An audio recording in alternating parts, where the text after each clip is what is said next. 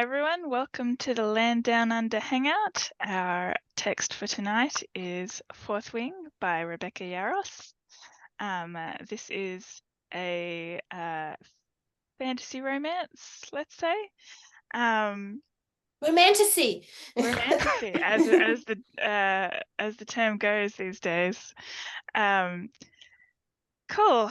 So basically, young woman joins the recruits to become a dragon rider, undergoes many trials and tribulations.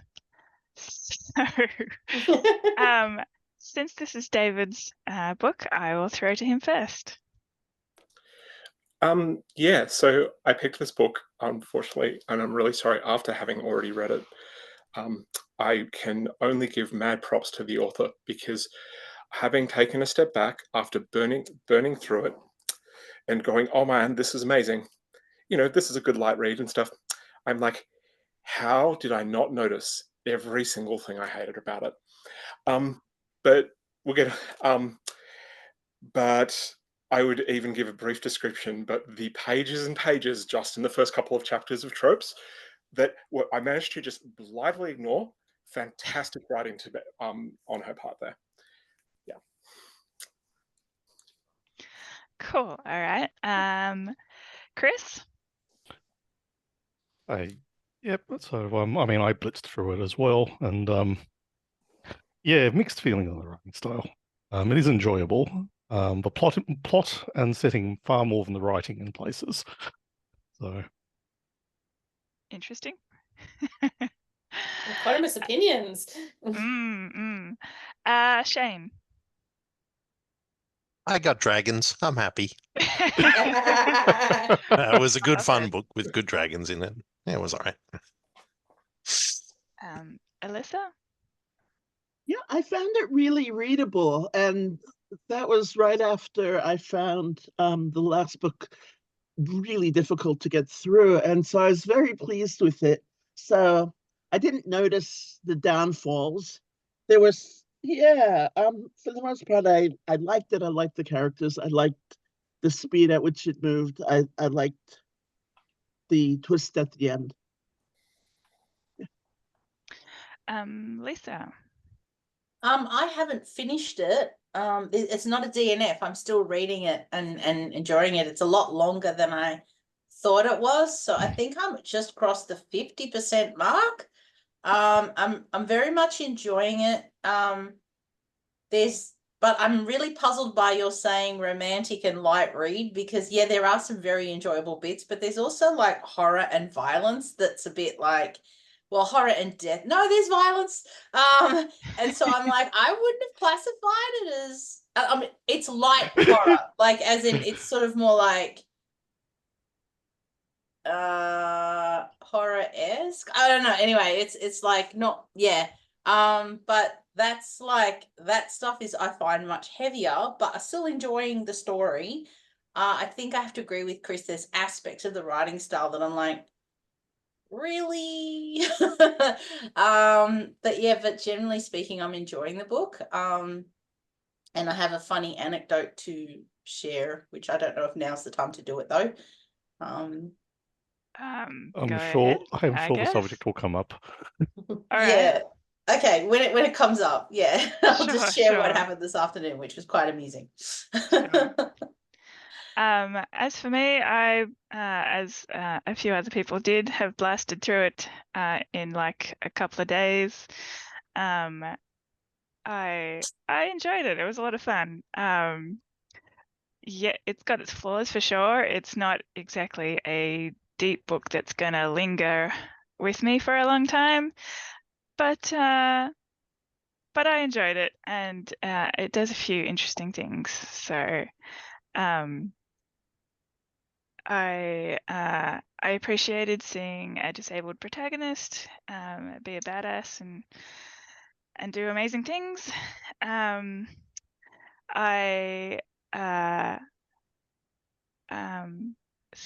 I think it also depends a little bit on where you're coming from, obviously, with your expectations about the book. I think people coming from romance and YA are going to enjoy it a lot more than people coming from epic fantasy. I did not find the world building or the intrigue particularly solid. Although, having said that, the love triangle was not exactly convincing either. But still enjoyed it hugely. Have been eagerly waiting for us to gather and discuss it so I can hurry and get on with the next book. So, where do you guys want to start? Dragons? Oh, Mel? Mel, please I'm here share your opinion. Just got completely forgotten about. Thanks. Yeah, it's all good. It's not a big one anyway. I ditched. I was only about 4 chapters in, so I gave up on it because I couldn't stop rolling my eyes. And you didn't even get to Fair the enough. sex scenes. No. Which apparently would have made them worse. So there you go. I would have had sprained eyes by that point. It was that hard. Now I have a couple of things that in the beginning were really bothering me that I would love to discuss if nobody else raises them. Because I'm curious as to whether what seemed to me a glaring problem was resolved at a later point, because I was like, anyway, otherwise. Mel, how about we start there then, since you're early, we're early in the book. How about we start with your reservations, Okay. so that we can unpack those a little bit. So apart from story, character, all of those sorts of things, the problem I had was with the fact that this character who had been raised to work in the, I can't remember the exact terms for this, it was over a month ago that scribe, thank you. She was raised to be a scribe. Her mother decides all of a sudden that she has to go and become a dragon rider instead. Which is extremely perilous and dangerous, and she's in no way, shape, or form been training, which is apparently something people do for their whole life in preparation for this. So but it's a thing that you could die in. So she's very likely to die. So I'm like, either the mother is really stupid, which one would assume she isn't based on the circumstances I've given at the beginning, or she wants her daughter to die.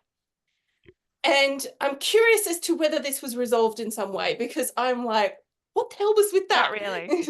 It does get a little bit later, but not enough. Like it's clear that she's been trained, but not anywhere near as long as everyone else has. Only for about a year, if I recall correctly from the book. Yes, because she started after her father died. Yep. Yeah, so the mother then turns around and goes, "No, you're going to be a dragon rider like the rest of us." The motives behind that do get touched upon a bit later, but more by accident than. Certainly not winning any prizes for motherhood anywhere No. in the books. Okay. In the book. Because I could accept that as like she didn't care about her daughter maybe, and so just cared more about the reputation of her family and that she had to be a dragon rider. I was like, I could accept that as being a reason, but like that would mean she didn't love her daughter enough, and so therefore I could understand that. There was a moment in the second book where I briefly had faith that maybe she had grander designs. Right. But okay. Yeah. I got the vibe that there's aspects she respects about her daughter, but only in a very utilitarian way. Yeah. Like, I don't think there's love there, and not in any way any of us would measure. For any of her kids necessarily, I don't know. It's complicated, I think, is the. It read very much as her relationship with her kids read almost like Ender's Game. Right. Okay, that explains a lot. Yeah, I would. I think Enders is a good comparison, and what I got by the end of the first book is the mother knows what she's doing, and the book knows what the mother's doing, and is not a fan of it particularly. I don't know exactly why she's doing that, and it seems pretty horrible to do, and the book kind of agrees with me. But yeah, there's in-story reasons of some sort. Whether they'll be satisfying or not, good question. Honestly, I also felt that this pointed to a big gap in the story. It's like, why would you have a profession that is that deadly, that the training is so deadly? Yeah. If it's going to be that costly, let them survive at least. Let them, give them the shoes that won't slide off the parapet in the first scene, Just they the won't whole. be chosen by dragons. It's not like everyone has to die. It just seemed like quite a cost for a civilization It to seemed lose like it made it 80% seem of like your it best. made it seem like it was a society that did not value the human lives that it had. Yeah. Yeah, it just like, oh look, you didn't make it. You were the bravest. You were the people willing to go try it and give it your all. You didn't last 5 minutes. Well, you're better off dead. Like, Right, rather than, oh, well, now you can be the street sweepers or the cooks or the garbage men, or, there's Yeah, a lot more where are those choices. people? That's the bit that really puzzled me. Who's holding this society together? Like, because we're only getting it, but admittedly, I'm only halfway through. But I mean, it's a very insular story. You only see the inside yeah, of the training facility pretty much, and that's it. Oh. More than that, you Um, also only really see two of the four wings. So, Yeah. like, the scribes and the dragon riders. I mean, there's supposed to be two other groups as well. yeah, which are not even named as far as I remember. Oh, I think the healers were one, but I can't remember what the oh yeah, the fourth is. healers and Yeah, actually, probably the other right. one.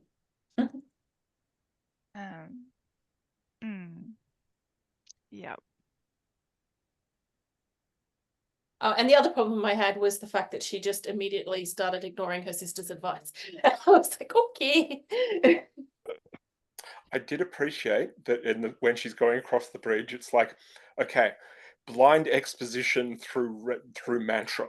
Like, quick, let's just start citing the history so we calm ourselves down. Oops, we accidentally gave like backstory.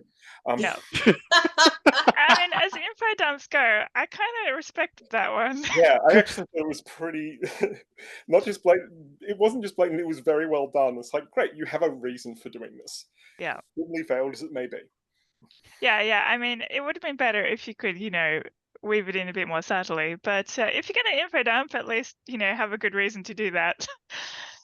Yeah, it really does feel like just how dense this first book is with world building, even just inside the academy, seems like the author really has this idea of this rich universe they've been building, and wants to get it all out all at once. It is just holding back. I'm wondering how much of this was actually in the original draft and how much of it's like, well, this is 3 books now. How do we get this into a workable first one? Because I don't know how many books are meant to be in this series, but it sounds 5 like so far. How many? 5. There are 2 out already. The third one is announced, but the author has said numerous times across different platforms that it's going to be 5 books. So they've released 3 already. No, 2. Two. They've released 2 already. And the first one was released last year. Yes. May the 2nd, 2023. Awesome. So And the I'm still in third the one is- academy. I don't know if the first book gets out of the academy because that's where I'm at halfway Not through. particularly. Okay. Briefly. Okay. No, not in any meaningful way, let's say. She's still in the first year of her training at the end of the book, let's Okay. say. Yeah. I also found it disturbing that you had murderers, as part of the student body, as if you would not want to discourage those people from like getting higher in the echelon. Or, acquiring a dragon. Mhm. Well, that's the bit where I had to kind of step off because that was mildly triggering. Only mildly, but mildly. There is a huge underpinning of might is right in this whole book. Yeah. Yeah. But what I was gonna say was so that the funny anecdote, if we're talking about the romance and sex side of it, is so where I was listening to the audiobook this afternoon and dozed off, woke up in the middle of a sex scene, and they had and then stopped the book because I'd obviously missed a chapter or about a chapter and didn't even hear pronouns. So I have no idea who she's having sex with because so far there's a few people it could be. Maybe Satan, Are you the sure it was guy only one who's chapter like you missed, the Lisa? bodyguard I'm for pretty sure him. she missed She's several. been propositioned by Rhiannon. It's like, I think even Riddick goes both ways. So I'm like, I don't know. I'm So pretty that's sure it was more than one chapter you missed. Yeah. okay. But where I'm at in the book, I don't know if anyone else wants to talk about the romance and sex though, but I'm definitely okay. Cool. We'll talk about that, and then maybe we could talk about dragons. Is Sam McCaffrey all over again? Like, Yes. I mean, it felt like it was dialoguing a lot with Dragon Riders of Pen for sure, because you've got the issues with the mated dragon, but even just the kind of the nod with was it Adana? Andana, sorry, the small gold dragon. I'm like, hello. Yep. I feel like Dragon Riders of Pern had a lot less murdering amongst the riders though. Yeah, okay, so make it Dragon Riders of Pen meets the Hunger Games. There you go. yes. Because I Meets mean, Ender's like, Game meets this is I mean, the sex in this book means that it's not a YA, but like I keep tripping over it because it feels very YA. Mm. Yeah. And I had the Hunger Games in my head like the whole way through. But she's Makes young sense. and she's going to school. Is you sure it's not YA? I think it's more like college. adult. Like it feels Yeah. like it's meant to be like college, which is first because she's like 18, I think, Yep. 18, Yep. 19, Yep. 20. Yep, that's right. Hence they've already like had sex and stuff. But what range is YA? Because I mean, in my mind, that's what I would have called a young adult, but I don't think that's what YA fiction refers to as a genre. I would class this as new adult, which is like YA except like college age. And more sex, obviously. Almost always a lot of sex. Okay. My impression is that genres, their audiences are usually a few years younger than the characters too. It's like Okay. you'd be more interested in reading slightly more mature than you main characters dealing with the next stage of stuff. Until you hit a certain age and all of a sudden you look backwards. Yes, and all of No. a sudden you're like, oh my god, this book's got a mature age character as a protagonist. Excellent. They're so rare. Mm-hmm. Especially with female ones. Did anyone else want to talk further about parallels with the Dragon Riders of Pen at all? Haven't read it. Haven't read it either, so I can't really comment. Okay. Oh my god, I feel really out of a the while. I've had it recommended to me many times. I just never got round to it. Can I just say one thing about reading it now? It has aged. Right. Yeah, it has aged. That's why I haven't gone back and read it because I didn't think that it would be the sort of thing that would have read the same way. No. But there's I certainly did remember it when I was reading through this. It wasn't the only thing. The book obviously did a lot more, but there was a bit of overlap there. If I was trying to summarize it. Yeah. But one and one way I think that Fourth Wing is very much in dialogue with the Dragon Riders of Pen is that Fourth Wing is, or even though you've got the bond with the mated dragons, Fourth Wing is always very careful to keep consent in the relationship, whereas that is definitely not on the table for Dragon Riders of Pen. So that is Which is one one of the way in most- which it's aged badly. Yes. Yeah. It's one of its major problems in that series. Especially, no, it doesn't really go away, but like in the earlier books, it's got some really questionable things. And that is where I feel like Fourth Wing is in dialogue with Yeah. with the Dragon Riders of Pen. It's the first book, definitely. Mhm. So I do like the liberated society, though, the idea that you're going to have sex and it's all cool. And the fact that she doesn't is interesting. sort of makes her stand out in a way. I don't know whether that was, I guess that was, yeah. I guess the author did that on purpose. I hope it wasn't to make her better than or anything. I didn't read it. Did- It didn't read like that. It was read like Yeah. just a choice Yeah. that wasn't necessarily judged other than, really, isn't this going to affect your work, sort of thing. Is question just about it, because obviously I didn't get that far into it. Was it just the Dragon Riders that it wasn't a questionable thing, or was it a society-wide thing? Oh, I think it, yeah, no, I got the sense that, hey, you're in school and everyone is going to have sex and it's a good outlet and have fun, but just be safe and, be consensual and don't get pregnant. And I asked that because that is another thing that it could be in conversation with in Dragon Riders of Pern, because the Pern books very muchly sell the point that the Dragon Riders are much more open and free about sex, whereas the rest of the society is much more conservative. And it's not only conservative about sex, but also conservative about their women and all of those sorts of things. Well, the scene that I sort of was dozing off on was where she and Liam go into, because they're on library duty, go into the scribes quadrant, and Liam is flirting with Jacinia, I think her name is, who's a friend of our protagonist, Violet, and she turns around and says to him, don't flirt with her. Don't flirt with her. She's only interested in long-term relationships.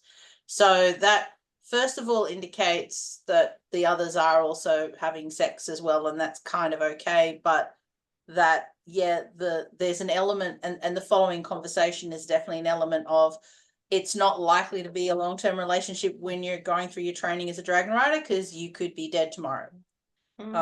So yeah, but yeah, it does. I'm not getting a super conservative vibe off the bit I've read, but yeah. Yeah, which is nice. I like that. Yes. Okay, Lisa, was there anything else that you wanted to say about the romance or the anything else? I'm happy to get on talking about dragons. Well, before we do that, then I will say that I don't know actually. How are you feeling about spoilers? I'm okay. Okay. I'm just gonna say that I wasn't particularly convinced by Dane as a love interest. I like he's not established well enough early on as a figure. How do I want to say this? His we don't get a favorable enough impression of him early on to kind of counterbalance all his kind of let's say patronizing behavior and questionable things along the way. So I don't know how everyone feels about that. yeah, that actually reminded me. Early on, I was disturbed by her obvious sexual teasing of him when they were just best friends. I thought that's a bit weird. Yeah, I wouldn't do that to a best friend. So the fact that he was, a friend without benefits rather than a best friend became clear pretty early on.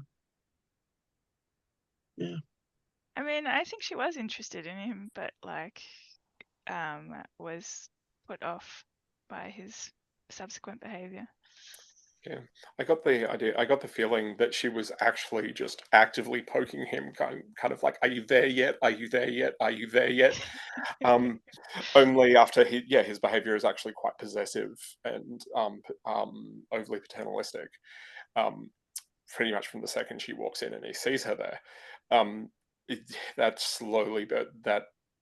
slowly and sometimes not so slowly just burns that away.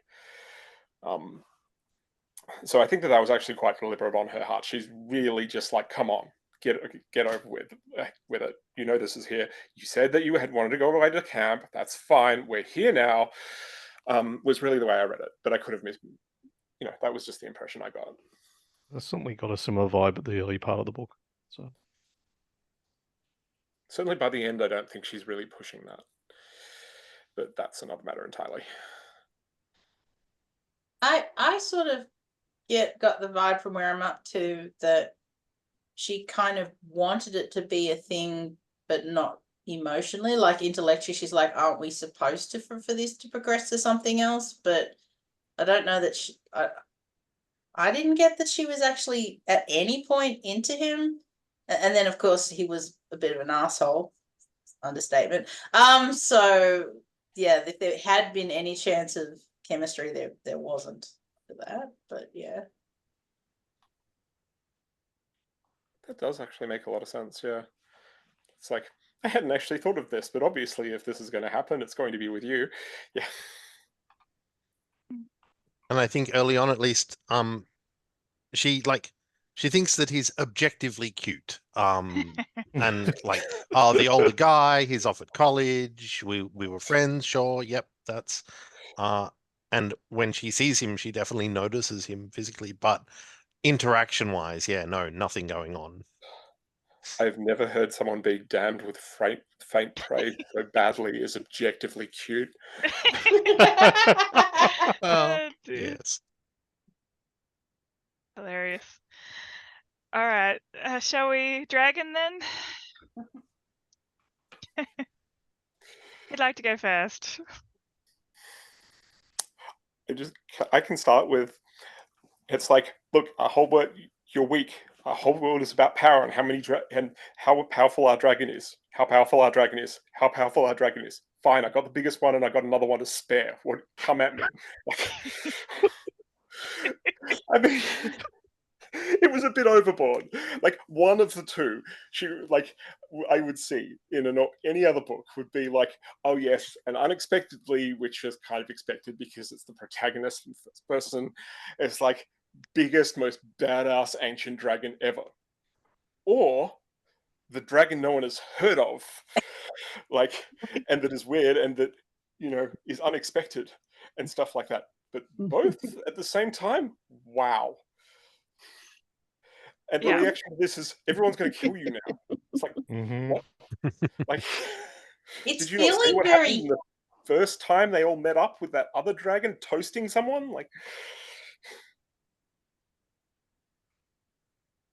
yeah. What was that, Lisa? I was just saying it's feeling very yin yang with where I'm at with Taryn and Indana. Like very yin yang. You're like more like, like sort of he's being a bit like suck it up princess, and she's kind of like, are you okay? Well, look, you have to have storm cloud and sunshine. I love that the dragons as a society have kind of adopted this poor little cute fluffy dragon as their mascot. It's adorable. Also like the whole, and you're telling me how I should behave as well, right early in the book. Yeah. Oh, is that something Antana said? Yeah, Tarn's Oh, response. Tarn says, yeah. Like I'm getting from the conversation that he had with that Tan I forgot Sagaya, I think it is, and Gale. Dana had with Zayden and Violet. I'm getting the whole that and Dana is an up and coming badass. Because it's like nobody really tells at one point, I think 10 cents, nobody really tells Andana what to do. Oh yeah, she has teeth.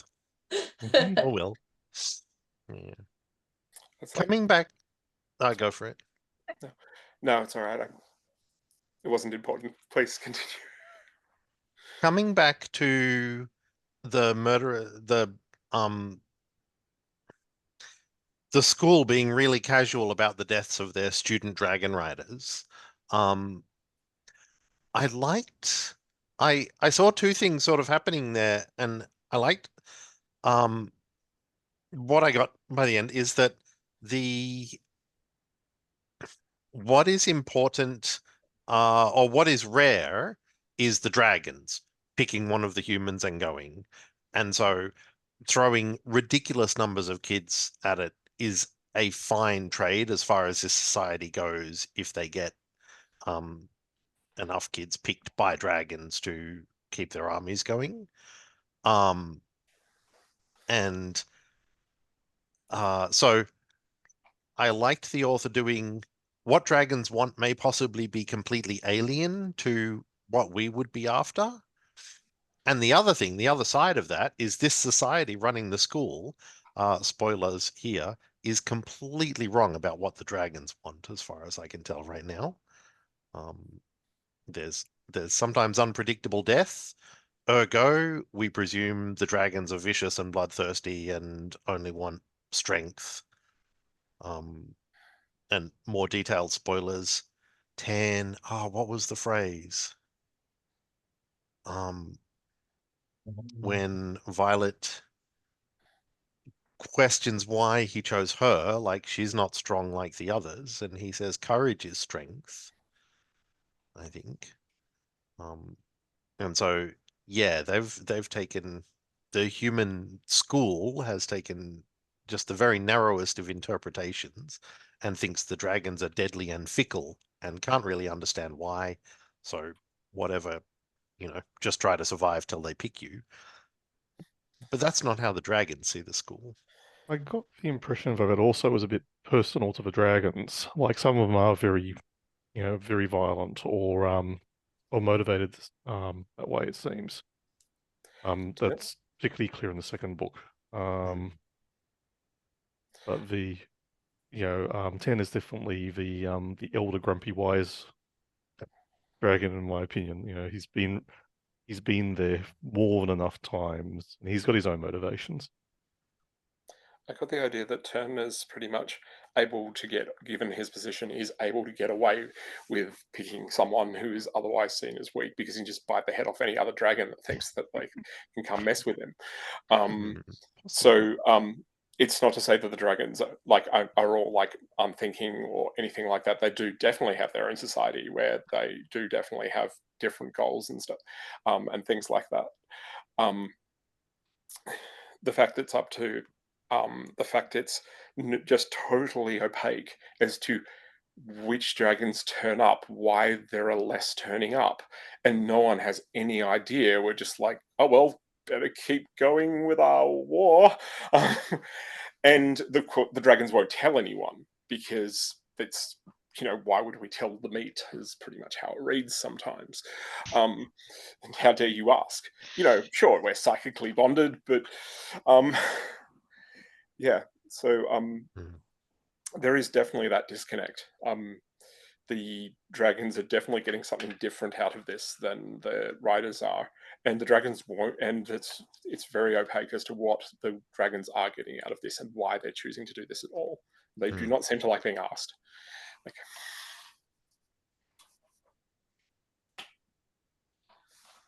Yep. So, powers? Do we want to talk about powers since we're talking about dragons? Can I just start with, did the earth move for you as the first question? I feel the earth move under my feet. Indeed. David? That's certainly one way to show that control is totally part of using your powers. Yes. But the whole powers versus dragon bonds versus power and energy and magic flow thing both seemed very tropish and very hard to quantify. It's basically, no, we can't really tell you what's going on. You'll know it when you see it. Don't do it too much, you'll burns. Burnout being a real thing, and but none of this is described. It's pretty much, well, if you get a dragon, then you'll find out, and maybe you'll live through it. And if not, well, the dragons probably will pick someone else. Like, the actual powers and magic interaction being both of the dragon and of the rider, and a combination of them was it's not exactly unique, but it was interestingly done. I don't think it actually came, it was described as to why a specific power would be drawn out, like if it was someone's personality, or anything like that. It was just, yep, it's different for everyone. Although they did indicate that the powers do tend to be reflective of the personality, because the dragons are not in control of how the power manifests. They just hand over the power, and then its manifestation is shaped by the personality of the rider. Oh, good point. Yeah. Did anybody pick lightning for Violet before it happened? I was Nothing going about that. The I was scene definitely when going. Sorry, I was definitely going for overwhelming amounts of power, given just to reflect the fact that she was physically not as strong, and as a reflection of her own personal will, was what I went for. Didn't pick lightning exactly, but blowing up a mountain did not come up as a surprise. yeah, the scene where she was being they were attempting to murder her in her sleep, that group of unbonded, and something happened, and it isn't revealed till the next chapter exactly what happened. I actually thought she had stunned them with electricity without realizing. I thought, oh, that's her signet. So and I hadn't got to the signet yet, so it's like, oh, okay. Yeah. Yes, stopping time's a pretty fucking awesome power as well. Yeah. Yeah, Thank you, really don't tell Adana. people about that one. Activate the Omega Drive.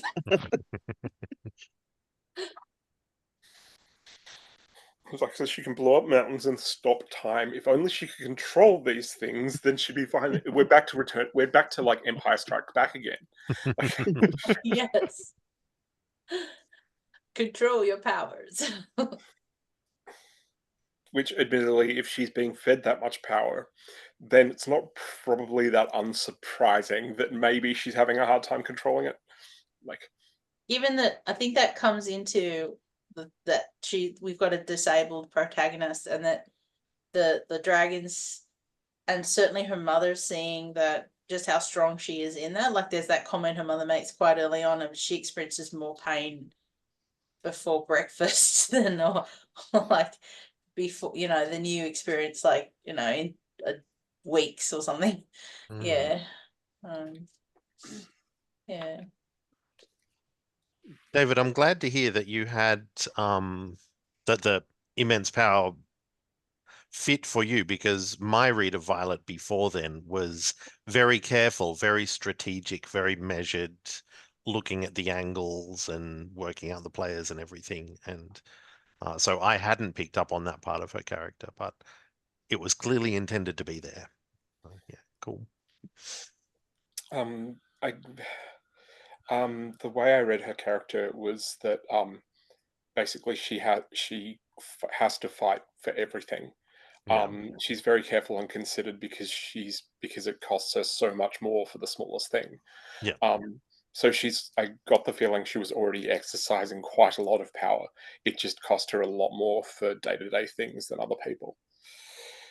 I guess that's probably where that came from. It's more like just because it's not obvious to the people around her doesn't mean that she wasn't fighting so much harder than everyone else just to get through the day. Yeah. Yeah. But that didn't really get developed as much as I actually thought it did. Like, to start with, it seemed to be and I'm going to represent this in my protagonist, which was actively what she wanted to do. But after a while, it almost fell into the background. Sure, it came up as was desired, but it was just, no, this is just my life now.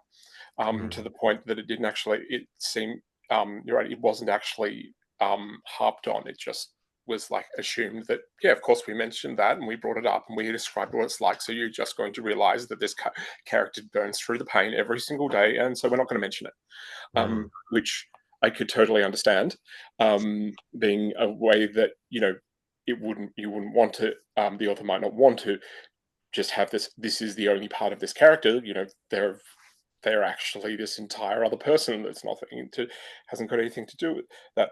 But maybe that actually does make it a bit more subtle to people who are just reading through it, and it's like, oh well, that was mentioned for a few minutes in the beginning, and then slowly tape it off. So, yeah. That and the amount of angst going through that girl's head probably does actually swamp out a lot of other things. So. I'm curious, David, did you like Violet? Did I like Violet? Oh, She's not a good person, but she's a product of her time. Is that the best way? Yeah. She's like, I'm not weak. I'm going to fight through, but I'll just fucking outright poison people because I can't stab enough. It's not real. Now, she does go, my mum, totally evil. I'm not going to be that person. So maybe the bar in her society is just a bit lower. I was surprised at well, of course I'm going to poison people. And everyone else is like, well, yeah. And only once is like, that's cheating. You're not hardcore enough. I thought that she's basically like everyone there, they've all come up in this incredibly dysfunctional society. They've faced death every day. There's pretty much a mantra, for the people who are meant to be mentoring them of don't learn their names, don't get close. And having her mother having run this thing and basically being some sort of not exactly doesn't seem to have exactly done good for her entire life. Probably hasn't had a lot of positive role models since apparently her dad died. So it was really hard to not like. It was really hard to not like her, seeing that she was fighting and seeing that she was trying to push through. But it's really hard to say, yeah, I want to grow up and be just like her. Sure, yeah. I think Mel, were you wanting to say? You chimed in with the whole "Did you like Violet?" comment. I think you went no. No, I reacted. That was all to what David was saying, mostly because I'm not sure. I'm not sure she could be likable, but that might be. I only read like a few chapters, so. I don't think she was given. I don't think that, given her backstory, she could be any likable. But I don't actually like any of the characters. I thought pretty much they're all dicks. But that's mainly because moral relativism can only take you so far with the suspension of disbelief. Or at least me. Anyone else got anything that they want to chime in on that one? Yeah, on the poisoning, I sort of let one slip because she only once uses potentially lethal methods, and that actually comes up pretty late. She's basically driven into that corner. Yeah. So. Considering the circumstances, I found that fairly justifiable. Because yeah, totally. I mean, you can see that up front, like even before the action started on that one, you know that it's not going to end well. And she's smart enough to know that too.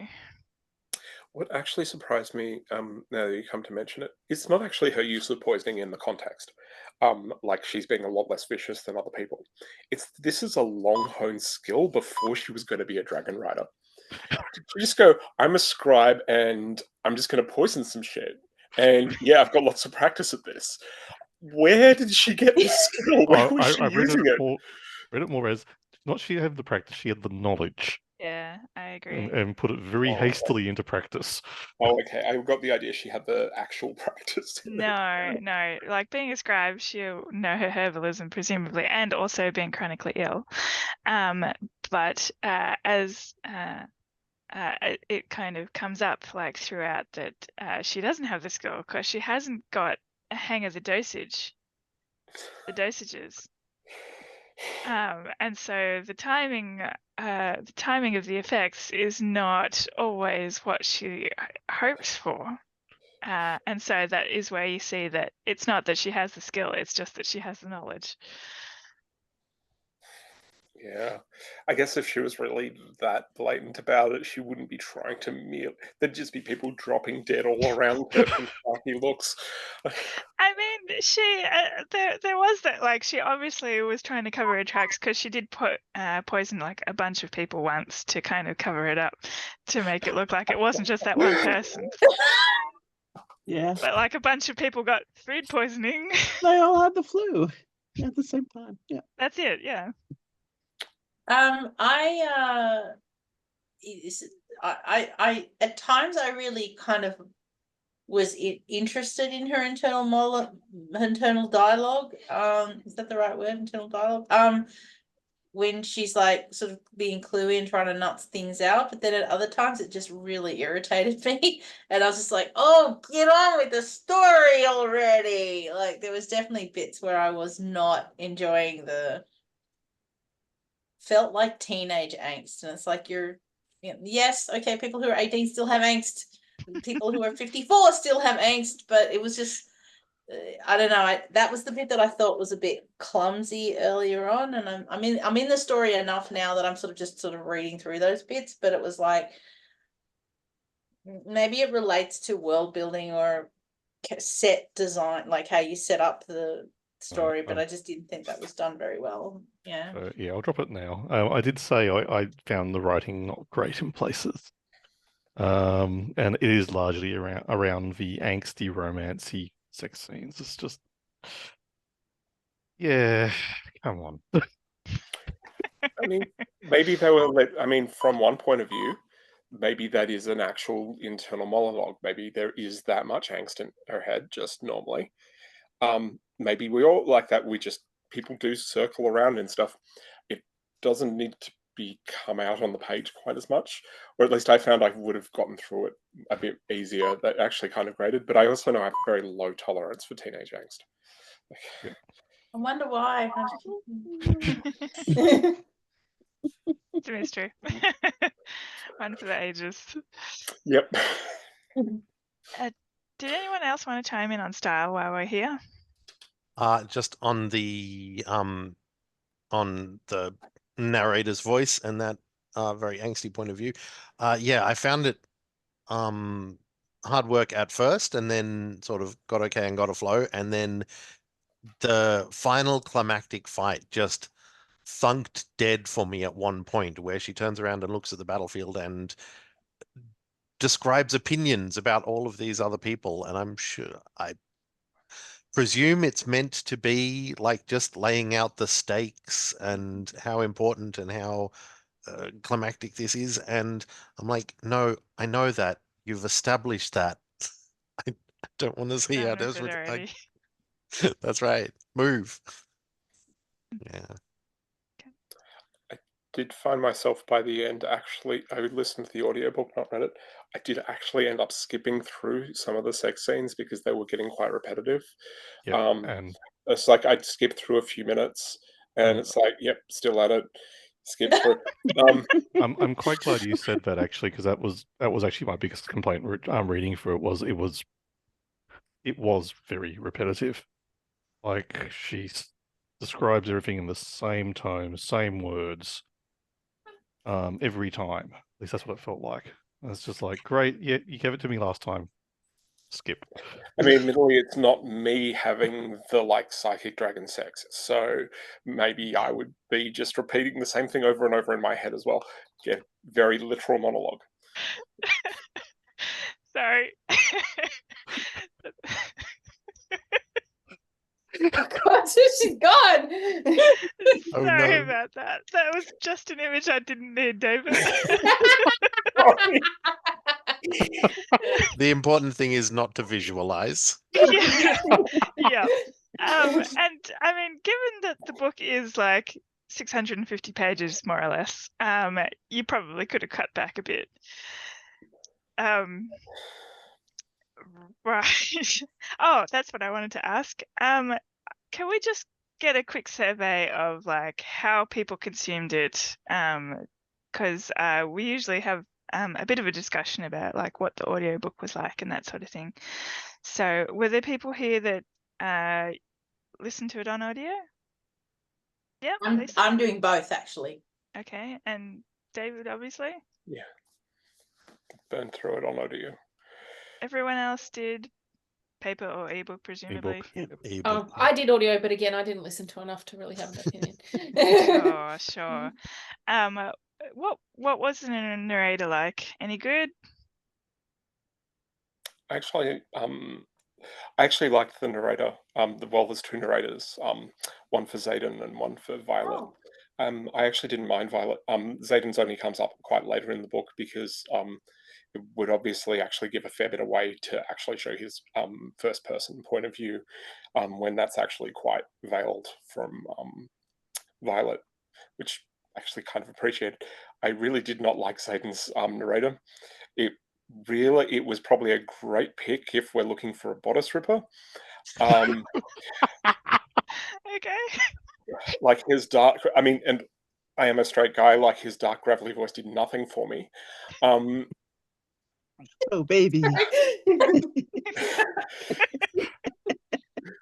That's obviously where it went wrong, but did actually find that it was the least well narrated. Obviously fits the character. That did not help my view of the character with his pensive looks out into the sunset, just from the tone of the narrator's voice. I Byron actually hero hasn't died. Sorry, Lisa, go on. sorry. I didn't mean to talk over you. Go ahead. I actually not really enjoying the audio as much as the reading. The reason I do audio is that's when I drive to and from work. I'm in the car for, probably up to an hour a day. So it's a good chance to. But the main problem I have with her is the female. I haven't experienced the other narrator yet, I think. The female narrator is she doesn't have enough differentiation between the voices that sometimes when there's the rapid dialogue exchange, I'm actually not sure who's saying what. That's a little bit annoying. But the other problem too with the audiobook is Tan's voice is wrong. Now that I've actually heard Tan's voice, it's like, no, that's not the voice I had in my head at all. Like, it's a dragon, for heaven's sake. It's like, it's not, I don't know, it didn't match. But other people may have heard a different voice for Tan, so.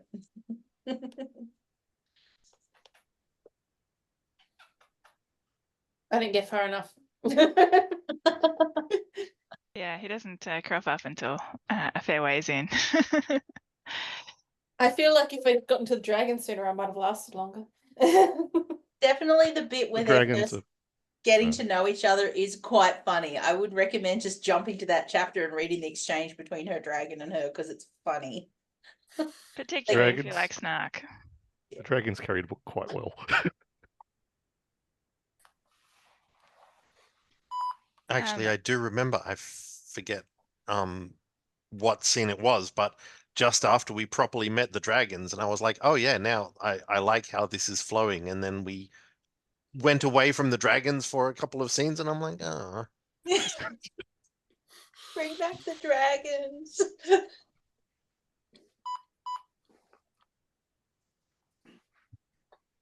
So it's evident to everybody else early on that Zayden was going to be the romantic interest. Yep. Yeah. Yep. She's standing on top of the parapet about to die, and then and she goes, wow, what a hottie. Yep. Like, yeah, okay. It's foreshadowed right from the beginning. Yeah. Yep. Stay Yeah, away from no, that guy who's going to Yeah. murder you, and the first person you run into, of course, is going to be the guy that's going to murder you. Yeah. Yeah, I think pretty he much was well called it done. straight away. I think the fact that I think he was well done. The fact that he wasn't going to murder her right away was interesting because he was like the only one who wasn't. Yeah, he was probably going, damn, she's a hottie. It's a shame I'm going to have to kill her. Yeah, there was that kind of tit for tat, like your dad killed my mom, your mom killed my dad, but you killed my brother, and oh, okay, Bruce, or whatever it was early on. Admittedly, her mum was a bit of a dick about the Yeah. whole thing. Like, Little Miss just following orders, like, was like, yes, and let's make the kids watch, and one of them fucks up and you're dead, and stuff like that. The fact that Xaden is still in one piece and functional rather than just quivering in a corner is just shows a bit of backbone. Yeah, yeah. Out of all the characters, I actually think I hated him the least. And I appreciated that they've got this little club, little secret meetup where they're actually secretly helping all the kids who went through that are like kind of helping each other. Yeah. Pretty like a hard way, like, but you know, like, stop whining, or we won't be able to help you. But yeah. And that was a good scene when Violet found them and wasn't going to dob them in because it was just helpful. You guys aren't plotting against the order. You're, giving him a bootstrap. I thought that was well done. Yeah, I think. Oh, sorry. No, you go. I already went. I'll go again later. I was just going to say with that, with Xaden and Violet, that was quite well written, I think. That sort of Mr. Darcy Pride and Prejudice thing with the two main characters having fixed opinions of each other that change completely during the book without the characters having to change. And it's the things that they find spiky and off-putting at first that are still strengths, are still there very much, and still strengths at the end of the book. And that was well done, I thought.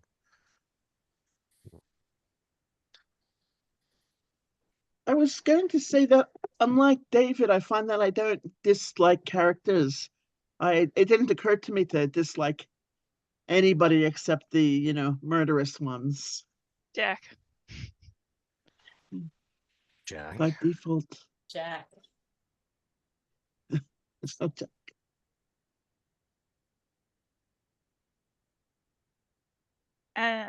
Okay, cool. Oh, sorry, Chris, go ahead. As I say, on that front, the second book has a lot more polarizing characters, a lot more. Good. Interesting. I wasn't planning to read it. Would you recommend it? I would, mostly because it actually paints a lot of events of the first book in a different light. So Handy. Did you say you were actually enjoying, was it the pace of the second book a bit more than the first? yeah, I actually enjoyed the second book a lot more than the first book. Although people should be warned that it's like 800 or so pages. Yeah, it actually succeeds where in bringing a lot more context and a lot more to the world than the first book did, and it starts to make a lot more sense. Actually, I might be incorrect. It might be about the same size from the looks. Got that as a number from. So yeah, it'd be at least as long. Oh, so what, half of Brandon Sanderson? Yeah, that's it. I will not take shots at Brandon Sanderson right now because we don't need we don't need that on the internet. Who has that So, kind of time? Priory of the Orange Tree then. Oh dear, that one. I actually powered through it and finished it. Well done. I think you deserve a sticker for that, Lisa. Thank you. Can mine be a scratch and sniff? As long as it smells like an orange. Did anyone else get a 1984 vibe from the government and society in this book? Yes. With the absolute control over history and what was and wasn't truth. Yeah, Because there very much seemed to be a we've always been at war with Eurasia almost, but but just the retconning of history, um, along with the absolute right and absolute wrong, and the hatred that the even the children of the defeated usurpers or whatever are treated with was very extreme. And Is that later in the That's- book? it's very late in the first book, and Okay. it's really clear in the second. Okay. So, in my opinion, like it's one of the defining factors actually made the second enjoyable. Is it's all of a sudden the curtains come down. So like, oh, okay, like a 1984, as you said, controlling the what is truth sort of thing. well, it was more like it was I was actually really looking over the synopsis because I've read the second book. I was really careful to not actually do anything.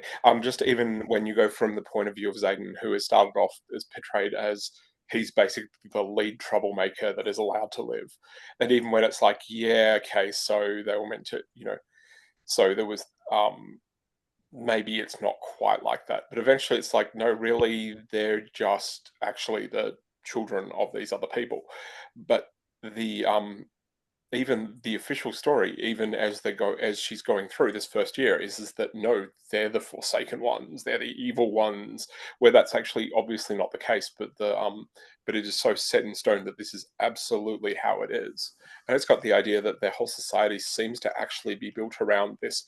And these are our enemies. Why are they our enemies? Because they are bad and they tried to steal our stuff.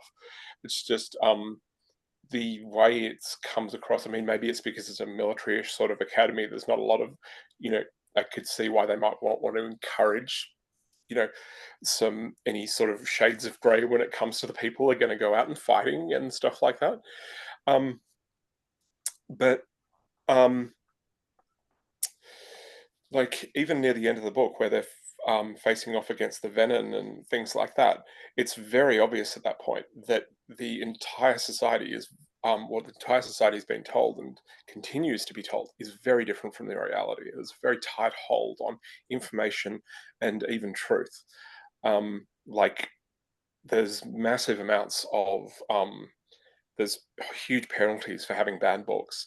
There's people have disappeared pretty much just through knowing the wrong information. Um, I really like the fact that she even has a book given to her from her father. Like, surely this is something everyone has access to, right?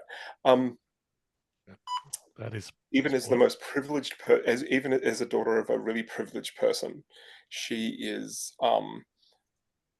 told the same stuff that everyone else is, which is so clearly different from the reality. And I just got the idea it was quite vicious. That the idea that the whole society was actually, even from the first book, the whole society was very, very controlling, not just of its children, but of the idea of truth and more importantly, history. Like the rewriting of history, just maybe it's just that bugs me, but that was a really strong thing of if you're rewriting history or someone has, surely this is a bit of a red flag that maybe we're the baddies. Like, Yeah. I'm not going to be able to finish it if it's going to go there because that's totally going to trigger me with some current. That's more of a It's well done. It's stuff. well done and it's brief, if that Okay. helps. Okay. second book dives into that more, but it's Yeah. Okay. So I'm going to say thank you for the heads up, actually. So Yeah. Yeah. It's well Yeah. done. It's brief, and our protagonist is on the right side. Okay. So that should help. Okay. Thank you.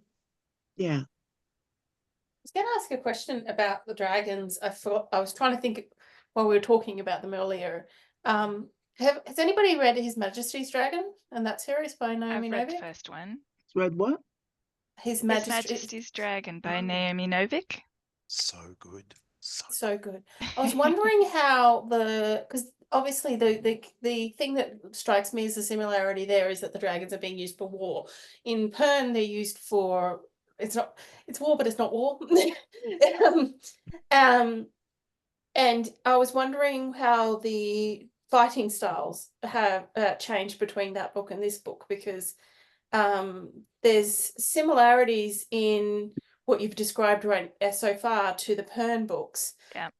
But even in His Majesty's Dragon, they have it's not like a Bond thing, but that they took mind speak and stuff, but it is a Bond in that they are attached to one human and things on those lines. So I was wondering, like, if it has other similarities. I don't know about that. It's been too long since I've read for me to remember accurately. However, I think I would say that I would consider the fighting techniques in His Majesty's Dragon a lot more well thought out than in Fourth Wing. Okay, yeah, because that's one of the things I really liked about that book. Sure, yeah, but I suppose the caveat to that is that His Majesty's Dragon is otherwise fairly firmly rooted in this world, and so magical powers not so much thing. Sure. So Very, very true. I'd echo that. Yeah. I did find the fighting in His Majesty's Dragon. There were some bits of it that were hard to see how the scale worked. But what I think Novik is mimicking there is wooden ships, men of war. Yes. So she Yes, wants very boarding much so. actions and cannons and so on. Yes. Yeah, so you have huge crews on the dragons in that one. And which in a lot of never get respects, hit. because the dragons don't have, most of the dragons don't necessarily have special skills. They literally are a transport vessel. They just happen to be in the air for those Yep. books. So there is a lot of difference in that respects. Mhm. I would have thought. Yeah, that's right. And they will physically fight, biting and clawing in that book, I think, but it's having like muskets and grenades being thrown from dragon to dragon is more of the thing. Yeah. Yeah, definitely, because when you've got that, because that was the thing that I really liked about that, is recognizing that dragons are big enough to take more than one rider, and therefore can do more because of those things.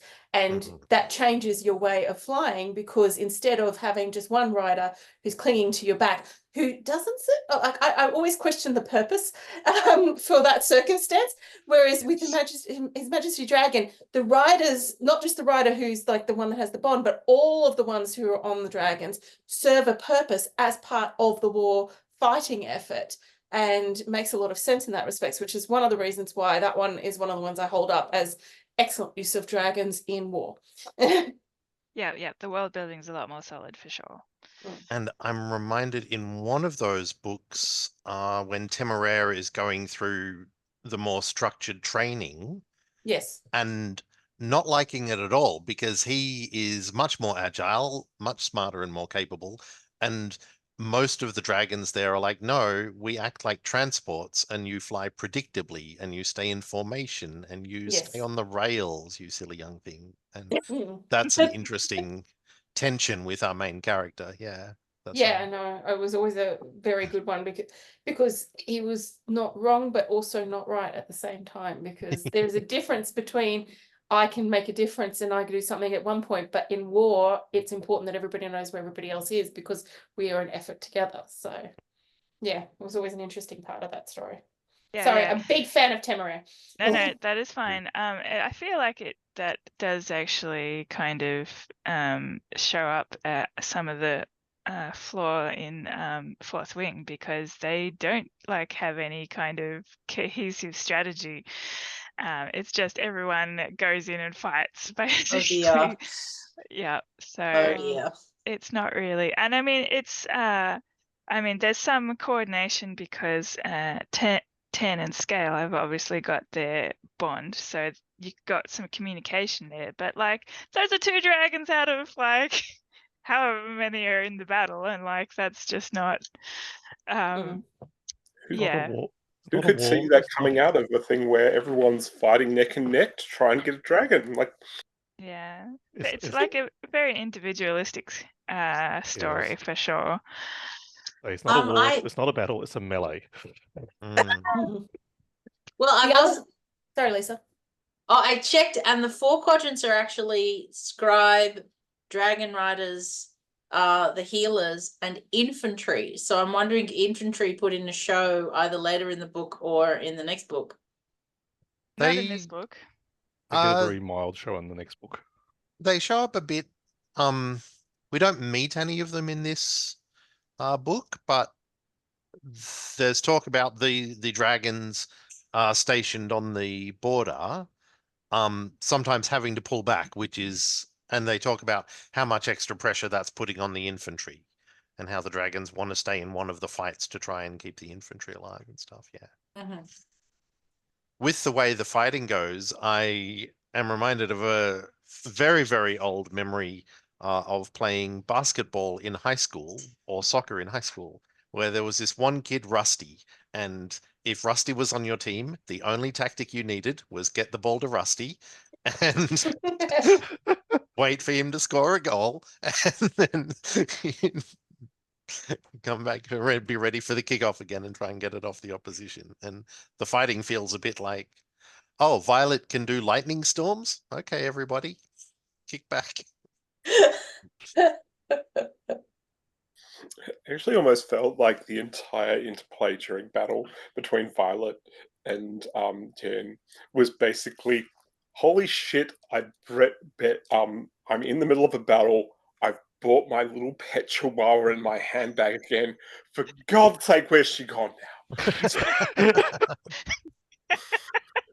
What the fuck happens to her?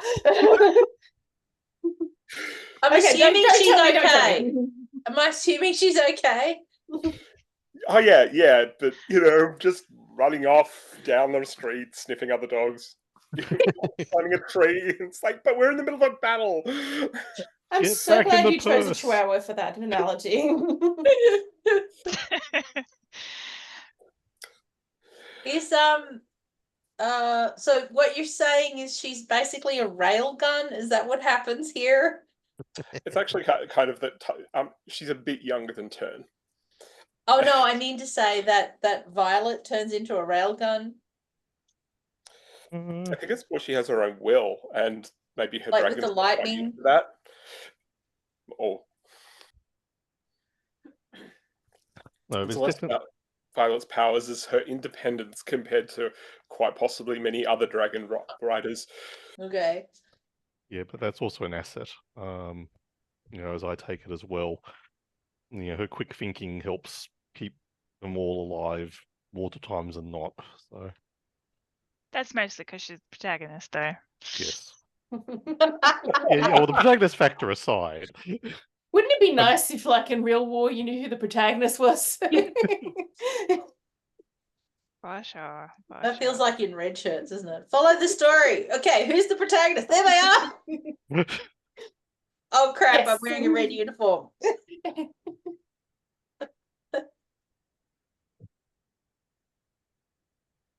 Are we finished? Any Got last anything else? thoughts? Sorry, I went to get a drink and Shane went to help me because I'm crippled today. Mm.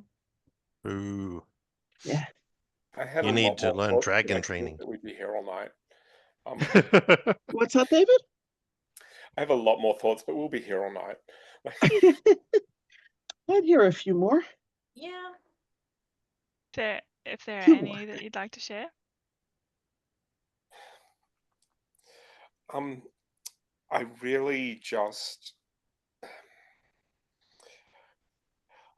really just don't get the governance and the just whole thing of, oh look, we're just going to treat children like shit. Our children, other children, we're just going to put them through hell. Look, we're letting you even live while while we make you watch, like, you kill your parents be killed, and then make you celebrate it every year. That was really harsh. Like, I just don't get the idea of why. There was never explained as to why are they evil fucks. Yeah. That's one thing that actually really didn't ring true for me, just because there is no motivation that I could see. Yep. Like, there might be justification sometimes, but it was very weak on the ground. Certainly for people who were portrayed as actually not being that stupid. So yeah, I don't know where this sort of stuff started. Maybe it's just cultural or whatever, but it made no sense to me. Yeah, it's also not clear to me why they hid the reality of, wyverns and stuff. Like, what is their motivation, unless there's someone up there who's already in control and corrupt. I mean, maybe we find out about it in later books, like why there's a Yeah. vote, why people are willing to go. Maybe there's some sort of reason to do this, and they see this is the only way for survival of the species or something. But certainly here, I don't see it. They're not really big on survival of the species. Like, here, Must have a 90% lot of more you are going to people die. They must have a lot more people around than, like, is immediately obvious to just be so willing to just yep, one more off the cliff. That's the feeling I got from it, from just that beginning section, that there must be a massive population for them to be so disregarding of life in that respect. Either And that or they just hate people for some reason. And But they it's hard to obviously don't at the same time. There's a total disconnect between we were talking earlier about the base commander. There's real signs that she actually cares about the well-being of her daughter. And if it was a one-off, I could see, okay, she's just messed up. But this seems to be a societal thing. It's just implicit in the way they treat everyone's children and what their society will even allow or tolerate. There's no pushback against treating the children of traders any different societally. It's not just, well, we better keep our mouth shut. It's like, no, bring on the hate. It's really, really weird. Maybe there's a reason for it. Maybe it's very different from anything I've grown up with, so I don't get it. I do feel that this is a first book. It's already very chunky. We've got to put some limits on what we're going to get through in that amount of time and space. So unpacking that kind of level of world building, I think, might take a few more books. Very good point. Honestly, maybe I'm just reading a bit too much into what was not exactly a very. It was a very almost light read. It was pretty easy to burn through. Maybe it's just the style of writing. I mean, I read it very quickly. It only took me 2 days, I think. Yeah, you are not a good measure. I'm going to say you are a reading witch. That sounds about right. I was going to say, from having read the first two, the world building style, it does feel like it's for variety where they go into more and more depth. The more books in they go. Yeah, it's a good point. They are very deliberately insular inside the Dragon Academy for most of this book. So. And I mean, that's like a standard thing for any series, especially fantasy. Like, you'll start off in a contained space and then it gets opened up a bit more and so on and so forth. So I don't feel like that's a flaw with this book in particular. I was less a flaw, I just didn't understand. But yeah. They wanted to keep you coming back for more, David. Embarrassingly, yes. Very good. I think there's nothing wrong with recognizing a book was a good read, even if you don't necessarily think it was critically a fantastic book. I immediately got the next one, did not wait 5 minutes to start listening to it. Yep. There you go. And was disappointed when that one was over. Cool. Well, it seems like people are pretty divided on that. Either they immediately jump into the next one, or they probably won't continue reading. Is that accurate? Yep. I think it largely falls down to whether or not you're intrigued by where it could go. Actually, by the end of the second book, I don't know if I'll read the third, mainly because I was really excited at the time. But then I've thought back about what I just read, and I'm like, I've got better things to do with my life. There's other books out there that aren't just a pile of tropes. So I'm really quite divided on it. On it, I was really going one way, and then I chose another one.